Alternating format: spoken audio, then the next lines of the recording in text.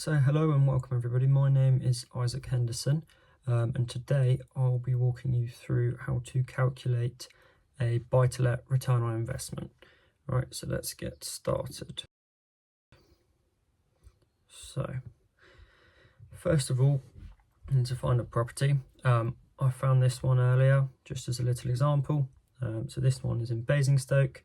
It's a 2-bedroom apartment. Now it is up for £175,000. So let's put that in. So purchase price £175,000. Now first cost that we have got to calculate is stamp duty, land tax. So on a property of this size for a second home, it's going to be a 5% rate. So we're just going to times that by 0.05. That means our stamp duty land tax is going to be £8,750. Got a few other fees to consider, obviously the legal fees, surveys, any other costs that you might put in can go there. Now the mortgage loan to value is going to be 75% typically for a buy-to-let property. So we can do 175,000 times 0.75.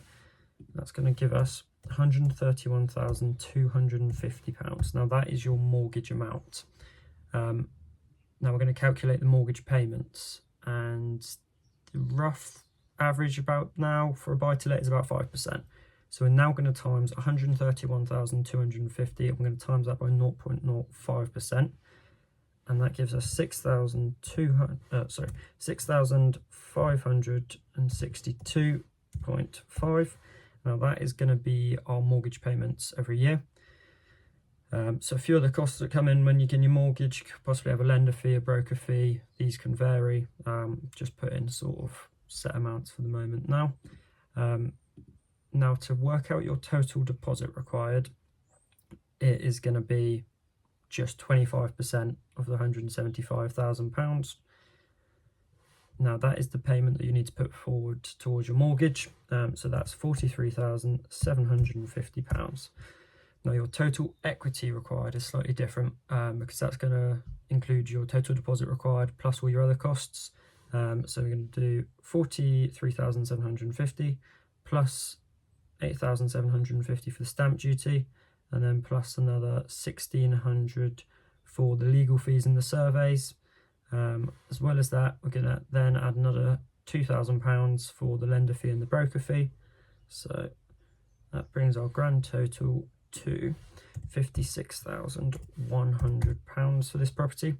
Now rental income, this is something that's obviously going to play a massive part into our return on investment. So this property being in Basingstoke in this area, now I know the area pretty well, so I know that it's probably going to rent for about 1,250 quid a month.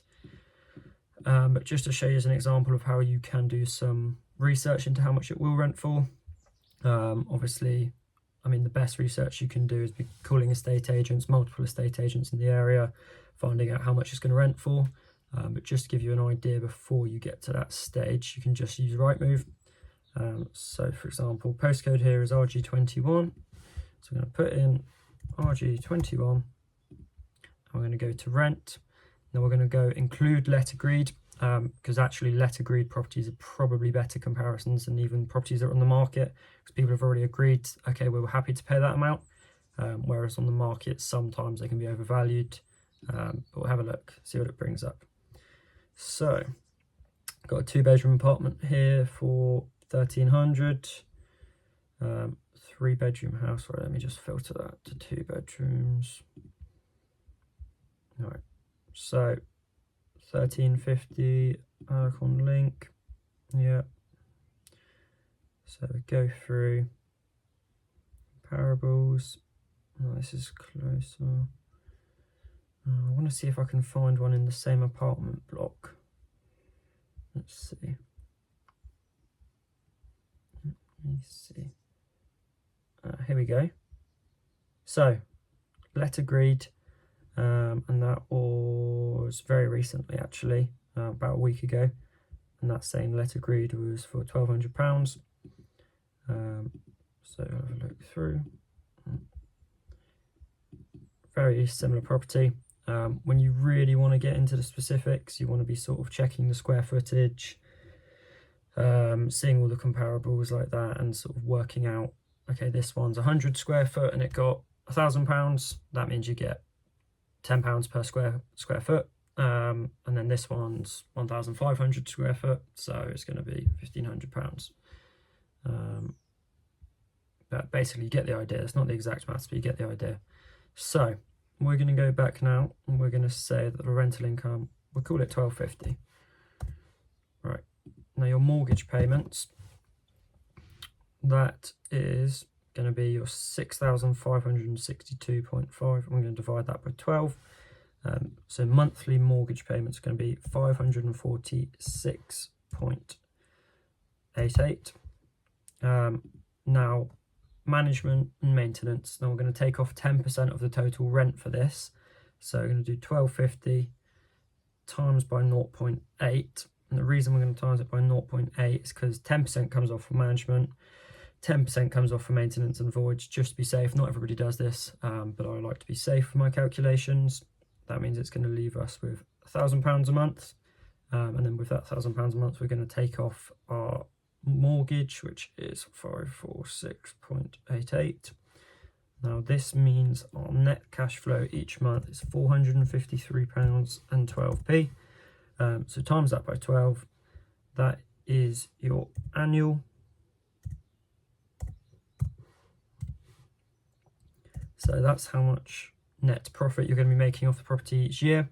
And now to calculate our return on investment, we're going to do £5,437.44, and we're going to divide that by the total equity that we put in, so £56,100, and now we're going to times that by 100, and now that brings our return on investment to 9.69%.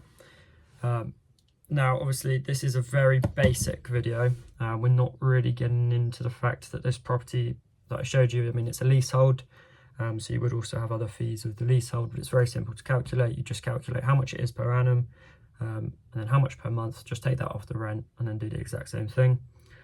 But pretty much that is how we calculate our return on investment for a buy-to-let property. This is just one of many strategies. We can also calculate buy, refurbish, refinance, HMO, service accommodation, developments, much more. But if this video was useful for you, please leave a like, a comment and subscribe. And we'll be looking to bring out some more videos like this in the future, all right? Thank you. Bye-bye.